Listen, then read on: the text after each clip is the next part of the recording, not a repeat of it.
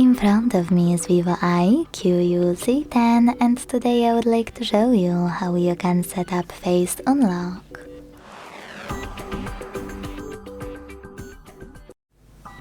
Begin by opening settings and scrolling down to click on security and privacy.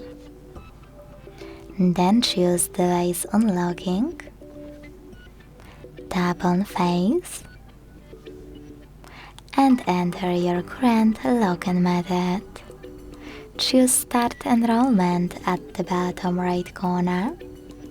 Hit Agree in the pop-up and then follow all of the instructions from your screen. Wait for 100% mark.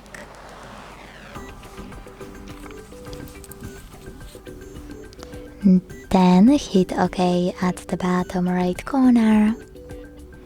Manage all of those options however you want to, and then go back. So now when I switch off my screen and turn it back on, I can start Face Unlock is working properly. Thanks so much for watching. If you enjoyed this video, leave a like, comment and subscribe. Bye!